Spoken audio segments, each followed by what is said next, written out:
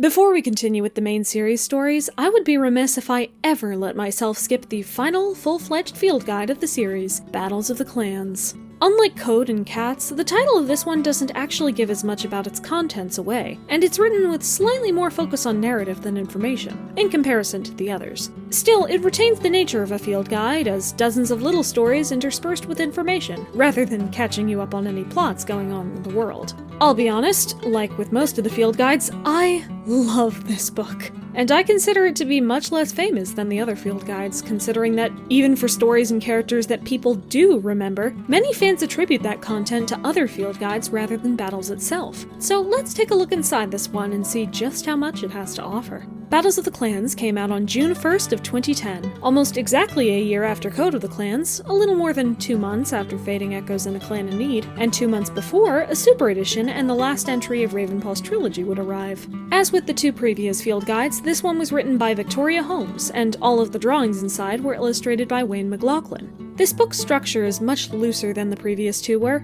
Rather than going cat by cat through each clan, or in numerical order through the items in the Warrior Code, Battles of the Clans has 5 larger categories: Techniques and Strategies, Tour of the Battlefields, Famous Battles, In the Midst of Battle, and The Aftermath, that each have their own mini-structures inside, either touring the clan's individual techniques, seeing descriptions of the physical locations, or hearing a series of disconnected stories of historical battles. The through line that ties all of this together is a vague storyline similar to those last 2 Vicky-led field guides have had. This time, the reader, or readers, are a couple of strays, either current or former kitty pets, who wandered onto WindClan's lake territory with the aim of learning about the mysterious and legendary clan cats. One star agrees to take you around the clans and to a gathering to hear from each of the clans what makes their battles and technique and history special. It's honestly a very cute approach, and I've always enjoyed it. But, of course, the real fun will come in seeing what stories the clans choose to share. So let's get right into that. As I mentioned before, the introduction involves Ashfoot bringing the kitty pet readers to see One Star so he can guide them around the clans to learn about their battle traditions. The kitty pets we are apparently heard that the clan cats are fearsome warriors who battle every day, kill endlessly, and line their nests with kitty pet bones. One Star is quick to dissuade those rumors, pointing out how hard a decision battle can be for a clan leader, and how lives and loyalty are tested when warriors carry out those orders. The clans are at peace right now, but WindClan should always be feared when they are ordered to attack.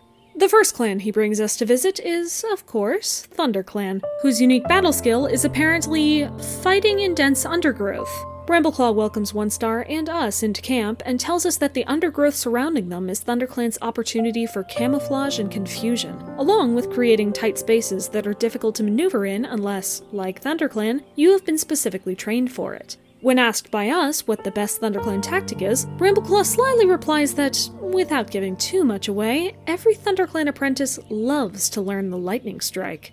In that vein, we cut away to a story about Bumblepaw learning the Lightning Strike, and coming back to teach it to Dovepaw and Ivypaw. He uses Purdy and Lineblaze as the trees he hides behind to stalk the enemy through the forest, just as he would prey. Then, when the patrol has surrounded the enemy, the patrol leader gives a signal and everyone pounces out.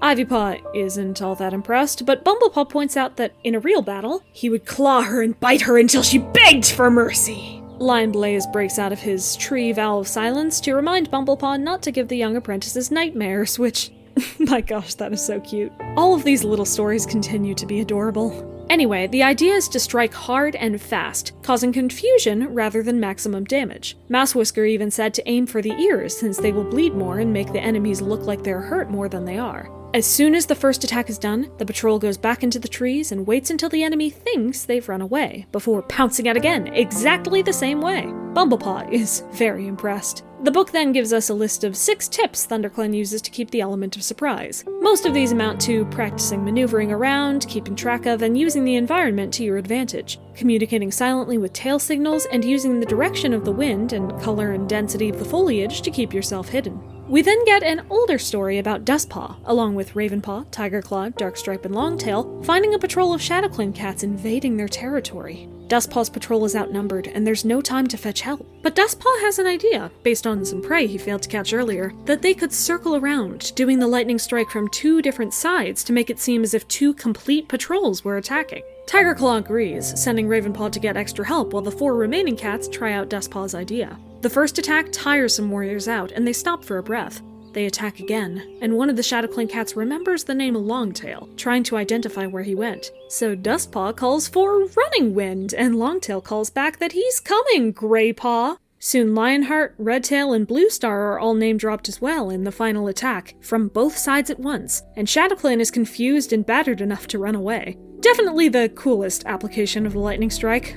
Moving to ShadowClan, Rowanclaw greets us and tells us he isn't willing to share ShadowClan's battle secrets, but that it couldn't hurt to remind us that ShadowClan earned its name for a reason. They slip noiselessly through the darkest nights and attack efficiently, without bombastic rallying speeches or elaborate plans. We then see a story about Tigerheart teaching some apprentices the night ambush, essentially perching atop a ridge and launching a surprise attack with speed and momentum when the enemies approach. And, of course, they need to learn to sense and move around in pitch blackness while doing so. Interestingly, when they win, they are taught to slink silently back into the shadows rather than gloating or just walking away, to increase their fear factor intentionally. The tips section for this clan tells us about the various tail signals, developed by ShadowClan and now used by all four, that each mean different things. We then also get a story about Blackstar using the ambush technique to fight off some RiverClan cats who have been fishing over their border far too often. Following the ambush, Blackstar and Mistyfoot have a tense diplomatic standoff, but eventually she agrees to back down, and even provide fresh kill for lost nights of hunting in ShadowClan. Now on to RiverClan, Reedwhisker welcomes us in and explains how water is the secret to their battle prowess as much as their hunting. Few cats challenge them in it, and RiverClan is the most confident in the water, with sleek pelts and lightning reflexes that help them to claw and hold cats until they need to surrender. We then get to hear about the invention of the Rushpaw Splash, by Rushpaw of course, who is an apprentice under Mistystar that we unfortunately never otherwise see. Rushpaw is short-legged and clumsy, making river training more difficult. But one day in training, when the apprentices are trying to be stealthy, Rushpaw accidentally flicks her tail and sends a water droplet falling into the river several fox lengths away. Though this was a mistake, it actually distracted Mistystar as she assumed their position to be somewhere else, and they were subsequently able to succeed.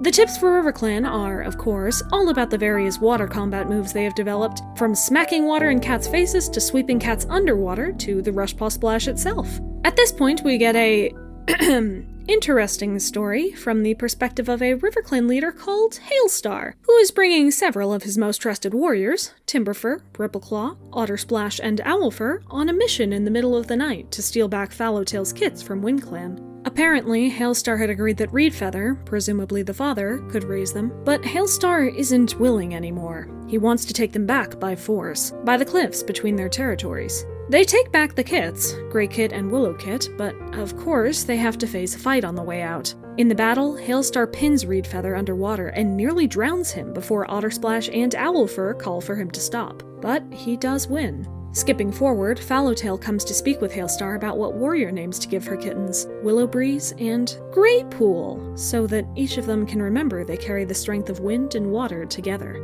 And finally, One Star and the Kitty Pets return to WindClan. Here, Ashfoot tells us that WindClan lives in the open, with nothing to hide. They attack openly, in a way they consider the most honest and noble way to fight. She also name-drops a famous WindClan tactician, Greywing the Wise. As the tips blurb then tells us, he led WindClan a very long time ago, before Star was added to the leaders' names. He earned a reputation for being the greatest leader of any clan thanks to his attention to strategy, and realized the most important factor in a battle was the position of the warriors. He used sticks and stones to develop tactics for every sort of battle that are still being used today. These tips consist of things like using height, wind, and the direction of the sun to your advantage, disguising the size of your force as either bigger or smaller than it really is, attacking from both sides of a patrol rather than at the middle, keeping extra fresh warriors to come and help when your first patrol becomes tired, and finally, luring enemies towards dips in the ground where warriors have hidden to ambush them. Webfoot, a WindClan elder, then tells us of an ancient warrior called Rabbittail, who became lost in the tunnels while using the final battle technique, but was able to calm down and used the scents and sounds around him to find his way out. He ended up being chased by a dog and stuck in a two-leg trap anyway, but struggled and didn't give up until he was able to escape that as well. Webfoot points out that it is WindClan's resilience and determination that gets them out of scrapes like that, able to keep pressing forward even when in new and irregular situations. Heathertail then tells us about the lost art of tunneling, which WindClan apparently used to do in the Old Forest. Some cats would train as tunnelers, while others would run on land, like modern WindClan. Tunnel apprenticeships were apparently fought over fiercely, even though they took twice as long and were more dangerous, since they came out as such talented and respected members of the clan. Since moving to the lake, WindClan wasn't able to find any tunnels and abandoned the art form, but Heathertail and others know that tunnels do exist, though they contain such painful memories now that it might be better if they didn't. There is one last clan to go, but one star can't take us to it. In our dreams, the kitty pets are greeted by Buzzard Star, an old leader of SkyClan. He tells us they were a clan who could jump higher than the others and could make their way through trees even on the thinnest branches. Buzzard Star succeeded Cloudstar and saw his clan breaking apart, but is happy to see them revitalized now in the Gorge. Cutting to that modern clan, we see Sparropaw telling Clovertail all about the sky drop he just learned, where you climb high into a tree, silently, so you can position yourself over where a cat will be walking. When they come by, you fall straight down onto their backs, claws unsheathed, and can perform other battle moves from there. Sparropaw, though, well, it's hard to be up there not even breathing and trying not to let your shadow shine on the ground and figuring out exactly where to land, so it's possible that maybe he didn't exactly land on his mentor like he was supposed to.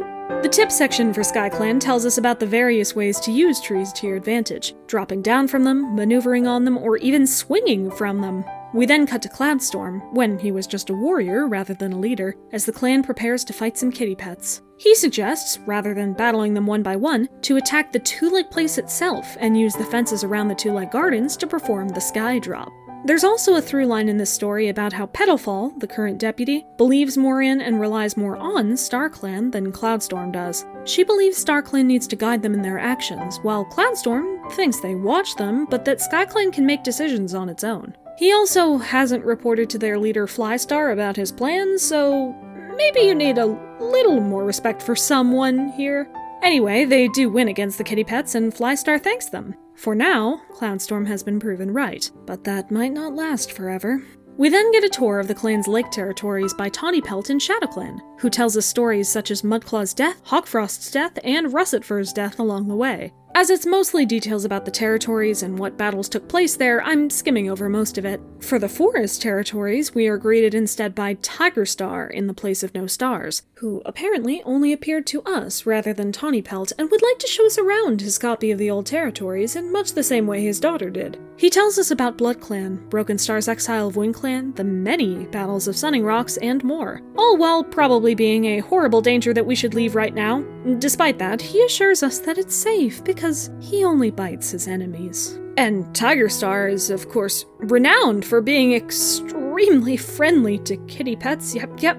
Following that, we, the kitty pets, get treated to a gathering where we can listen to various elders telling stories of famous battles among the clans. Bouncekit tells us about his part in the Eclipse battle, where he ended up letting a young and scared warrior named Spiderfoot go free rather than finishing him off as his clanmates urged. Nightwhisper tells us about his interesting life as a rogue named Mowgli, who was recruited by Tigerstar to get rid of his weak leader and horribly corruptive kitty pet clanmate. They lost the battle, as we saw back in Forest of Secrets, but Tigerstar eventually came back, looking for cats to take over ShadowClan, and Nightwhisper went with him, allowing him to take his new name and place as a warrior, something he will never be able to fully regret. Greystripe then tells us about a battle with the foxes the clans had while Firestar was recreating SkyClan. Greystripe had to rally the other leaders with him without, letting them know why Firestar still wasn't back yet. The clans ended up coordinating each of their clan's unique talents to fight off the foxes successfully and scare them away. Misty Star then talks shortly about what it feels like to be in a battle. Wild, thrilling, terrifying, and with moments of shock, terror, and clarity strewn about. She tells us a few cats we should talk to next, and we begin with Whitewing, who tells us, from her perspective, about her first battle against the Badgers in Twilight. The 5th book of the New Prophecy.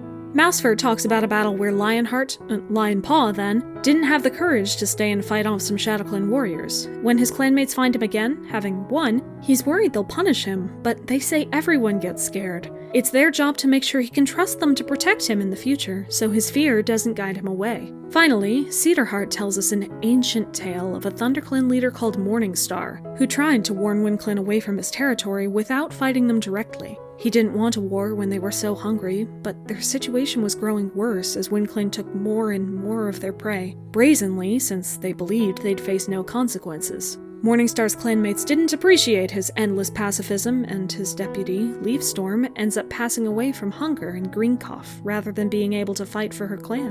Morningstar comes to understand that sometimes battle is the best option, and leads his clanmates against the WindClan forces before they get any weaker. There is one chapter left, another ancient story, this time a pair of battles that we have been dancing around for a while. First, we have the Victorious Clan, a story from Red Star's perspective as his ThunderClan forces come home from a victory against SkyClan, having defended their territory against the weak and desperate warriors who wanted to take an old gift to them back. You'll recall that Darkstar of SkyClan openly gifted some territory to ThunderClan against his deputy's pleas, prompting the code that a leader's word is law. Apparently, the current SkyClan leader tried to take it back, but they were no match for Red Star and his clanmates. Then, we move to the Defeated Clan, a story from Cloudstar's perspective, as, heartbroken, he declares that SkyClan wasn't able to take back the territory from ThunderClan that was his last chance of saving his clan. The Two Lakes have been taking too much of his territory, and they've completely run out of options now. Even his medicine cat says he shouldn't have lost. This is a defeat SkyClan cannot survive. The emotional whiplash of these two stories is absolutely intentional and extremely powerful. Finally, we have the conclusion, where One Star asks if we've learned what we wanted to, wishes us well, and reminds us how important battles are to the history and culture of the clans. This book also has an adventure game included, like the Omen of the Stars books it's surrounded by. Gosh, I love these things. Check out my video on those if you're interested. As I've mentioned a few times in the past, I've been keeping a record of all the books I've covered for Trip Through Time and putting them in order to get a more examined favorite books list I can stand behind. In doing that for Battles of the Clans, I had to mull over for a long time if I was okay putting it higher than Secrets, because in my head that has always been my favorite of the field guides. Honestly though, comparing the two now, I think I really do like Battles of the Clans better, by a lot.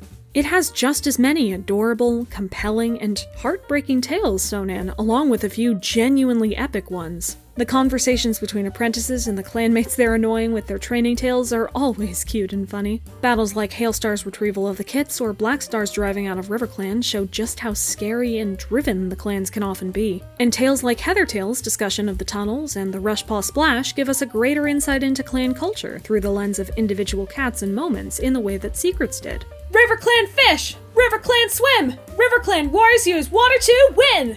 Yeah, that came from this book. Even the tours of the territory were made better by Tigerstar's extremely frightening presence. The through-line story of the book, and our perspective as a pair of frightened but curious kitty pets, is a great way to tie the disparate elements of the story together, if we allow some suspension of disbelief to help us ignore why any clan cat is okay with telling their stories to random kitty pets. And nearly every tale in this book has something to enjoy. The technical skill present in this book is also just noticeably better than normal. There are lots of extremely good quotes, be it for funny, ominous, or epic reasons. And even the titles of the stories and foreshadowing cats give you before them helps to set the atmosphere perfectly. Listen to Dapplenose introduce Night Whisper, or Cedarheart give you the lead into the Red Star Cloudstar pair of stories to see what I mean there. Another aspect I hadn't even noticed before is that in the first part where we go clan by clan to hear their stories, the final story of each clan involves that clan defeating another, and the clan they defeated is the one that we visit next. It's not a detail they draw attention to, but the cycles of violence and how every cat can be a hero or villain simultaneously is something that easily comes across thanks to this format. The stories in this book range from retellings of known events from unknown places and points of view to battles inserted into blank spaces in the past, and even teasings of important time periods and events that will be brought up in books, or even arcs, in the future. The details and tips they give about each clan were things that were, really useful to me as a child role-playing these clans in forums, but also as an adult. They provide the specific techniques the clans have developed, and both shared similarities and differences between them that makes the world feel more real. The one problem I have with all of it is what almost always becomes my problem in the field guides: generalization into canon. Much as I might want them to be, the cultural details, rich history, and specific battle techniques, either across all the clans or for an individual one, never really carry over into the main series. They're books that claim to give us the extra lore, but never let that lore apply into the stories most of us will be reading. That doesn't make them non-canon, and frankly, with the amount of blatantly contradictory material in the series, I'd hesitate to call anything explicitly in the published books non-canon, but it does mean that your experience of the main series likely won't be as enhanced by having read this book, save for a couple of characters and time periods that will show up again. Basically, I love this book. It is a fascinating and richly emotional read that perfectly walks the line between providing enough narratives and concrete information. But you can skip past every ounce of it and not be missing anything when you return to the other books of the series. As much as I can't fully demand you read it because of that, if you're someone who already likes warriors, or especially if you want to roleplay it, there are a few books I could recommend more. And also, it's just a really good book. I cannot emphasize that enough. Next time, though, we'll be moving back into the more narrative works this series has to offer with a third Super Edition, which I'll of course talk more about when we reach the next episode of our trip through time.